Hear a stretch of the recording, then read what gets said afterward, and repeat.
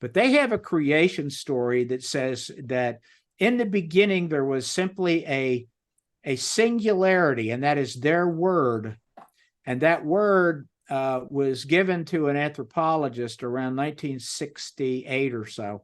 But there was a singularity, or a single piece of pure spiritual energy, and that thought outward and created the universe. And the universe was a three-part universe where there was the physical world, and then there were two opposing forces that kind of rotated around it like a yin and yang.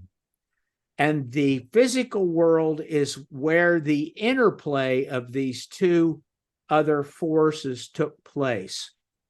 The physical world is designed as a double reflecting mirror to reflect the forces of what are called the upper world and the lower world.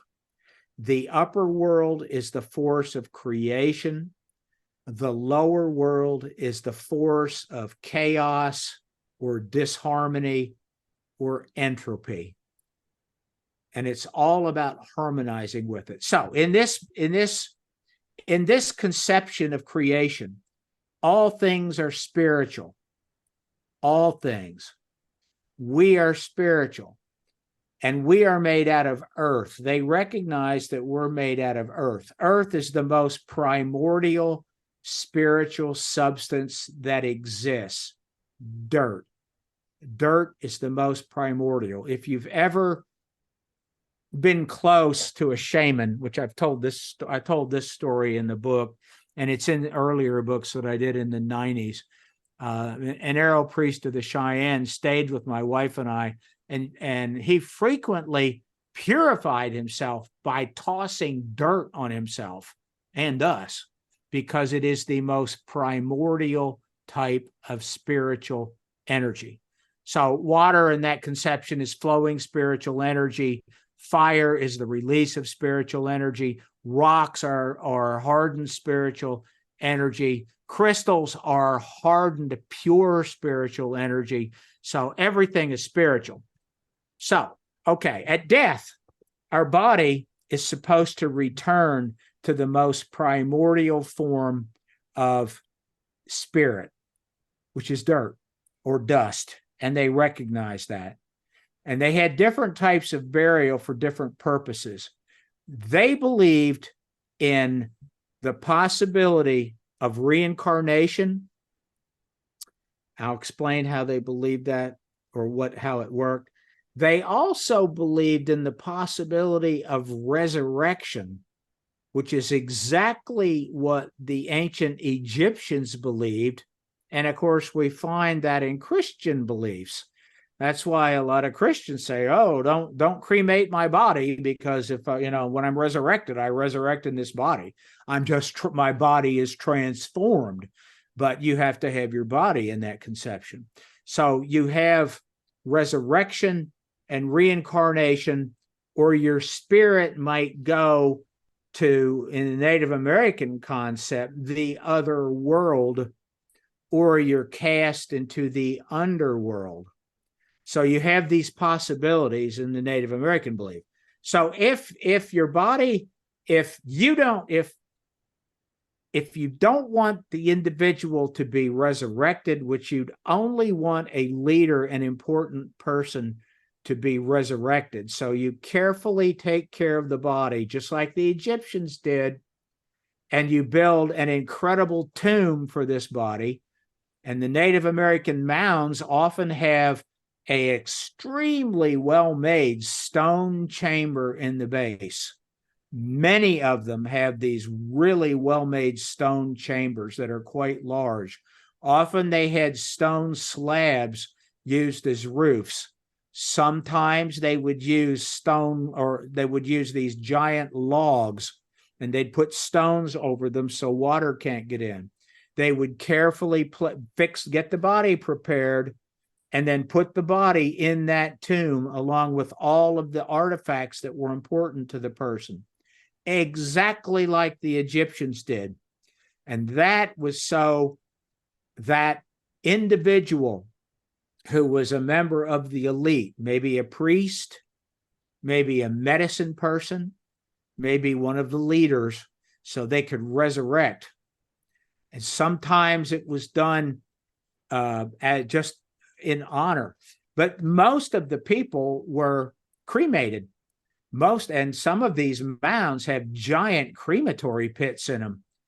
There's a site that I'm having reconstructed right now by the artist it's called the Lost City in Kentucky. And it's a site that had 67 mounds when it was surveyed by the University of Kentucky in around 1906.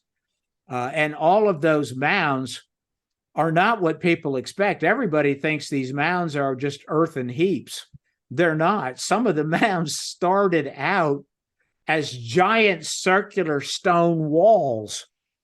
And the mounds at this site called Lost City started out as these huge stone walls along the outside that tilt inward like this. They look like pyramids, and then they filled them full of earth, but they have square and rectangular chambers in them that are made out of stone, with stone walls that are perfectly straight. And those are crematory pits. So they would put a lot of wood in there, put the bodies on it, start a fire, and cremate them, and then put earth on it, and then do it again and again and again. And they would enlarge the mound when they needed to. That's what as at this place at Mound City. I mean, at Lost City. Also at a place called the Turner site in Ohio. There's loads of those. It's not what people think. So that's why they cremated him. It was to send the body. So the soul, if they sent the body back to earth, it released what they called the free soul. And this is very well accepted now in mainstream archaeology. This information started emerging in the late 1990s. By about 2004, became almost accepted. Now it is. It's called the Path of Souls Journey. They would hold a ceremony, usually at the winter solstice, and the soul was to make a leap. The soul made a leap on the night of the winter solstice, early in the morning, right before sunrise, and it would leap to what is called Messier 42, which was Orion's nebula. So it was just beneath the three belt stars of Orion, which they called the Hand constellation. There are lots of artifacts found, mound builder artifacts, that show a severed hand that has an eye in the palm. It looks like an eye, but it's not really an eye. Everybody calls it the eye and hand symbol or a hand sign. It's not. It represents the constellation of Orion. Then that soul, which is a pure spiritual energy, that soul would get on the Milky Way and begin moving to the north. As it moved up the Milky Way, it met a judge. The judge was a giant raptor bird, usually an eagle. It was at the constellation of Cygnus, which Cygnus it's also known as the Northern Cross. If it passed the test there, it could proceed along, and it reached a portal, which was the star Deneb. And from that portal, it could escape the upper world and escape this world and go back to what they would call the other world, which is where the souls are stored and where they come from. If it didn't pass the test, that judge could send the soul back to be reincarnated to make up for all of their flaws. If they were redeemable, they could be sent back to make up for their wrongs that they did and other things. Or in some cases, they could be sent to the underworld. The underworld wasn't hell per se. The underworld people there could be redeemed also. But they didn't give much information about what occurred. That's a very closely held secret about what the other world is about and what the underworld is about. Do you want to help support Beyond Forbidden and receive extra content that's not seen anywhere else? By becoming a patron, a few things you will receive are the full-length 90-minute or 120-minute podcast episode. Members will also receive a private link of the video podcast and will only be exclusive to Patreon members. In-person, face-to-face interviews with some of the most well-known, respected researchers. Behind-the-scenes footage of interviews not seen anywhere else. And that's just a few perks. So what do you have to lose? Cut out one brain-rotting, overly processed Happy Meal a month that doesn't do anything beneficial for your mind, body, and spirit, and become a Patreon for just $5.